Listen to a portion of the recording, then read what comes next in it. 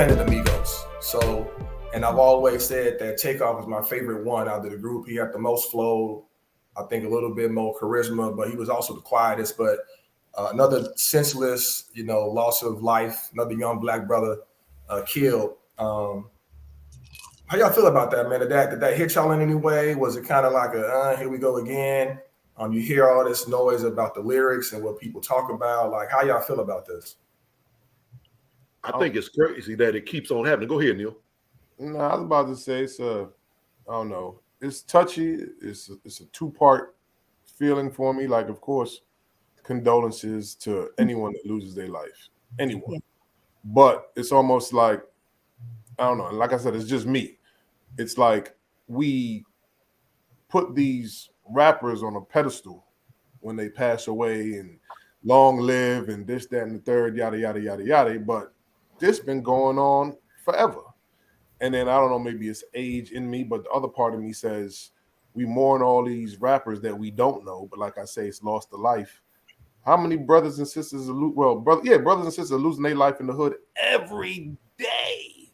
Like since Takeoff passed away, imagine how many people passed away in New York, Boston, Brooklyn, Chicago, wherever, of normal, everyday young youth that the world will never hear about. But, it's when we lose the rappers, it's like, oh my God, violence is so, and yes, we lost another one, but for every one rapper that we lost, and like I said, condolences, a life is a life, we probably lost like 20, 30, 40 youth in the hood, in Southeast alone. So, it's touchy on me. I just think it's sad across the board.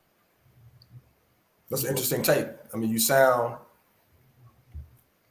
almost desensitized to it, but almost from a standpoint compassion in the same vein, because he has more notoriety because of who he is and what he does. I don't think anybody minimizes the loss of life in general. I think it's the fact that, senseless violence happens all the damn time. But this just, when you think about the conditions under which this dude kind of lost his life, and he wasn't, he's the kind of the quiet one of the group. I think that's kind of what I'm trying to get after from you, from the group, from the panel. Like, all right, how do you feel about that piece?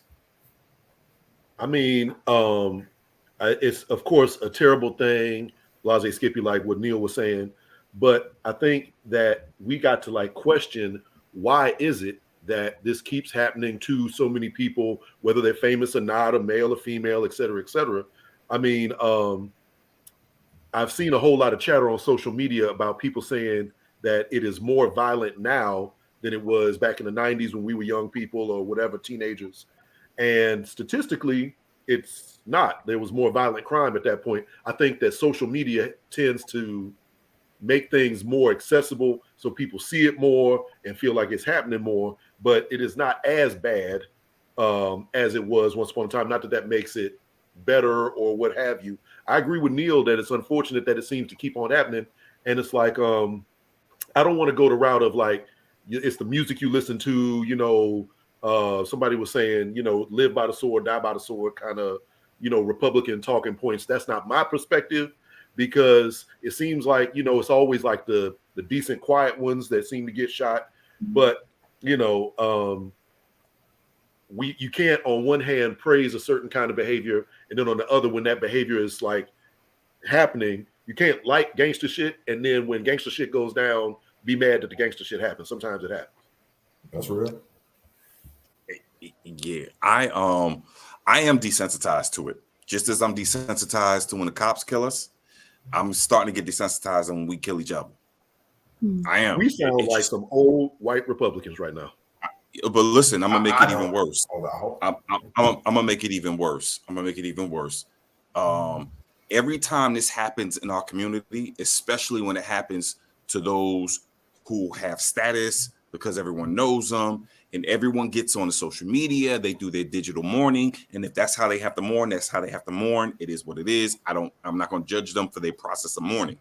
But every time any of them, from the regular dude all the way up to Jay Prince, because I saw his comment, anytime they all say, oh my God, this was a tragedy. Oh my God, this needs to end. Oh my God, I'm sick and tired of this. But then they don't do or lend to anything that could potentially stop it. Like what? Like what? Investing in programs in the community so that we can have arts and real athletics back in the community, so that we can invest in academic support, so we can invest in social emotional learning for our kids. Like the money is there. We're one of the, you put the money together in the Black community, we are one of the richest nations in the world. So we have the money to support. When you but every time we say, oh my God, I wish this would stop, but we don't start to do things, we are in my opinion, I don't think we're any better than white folk who say thoughts and prayers after school shootings.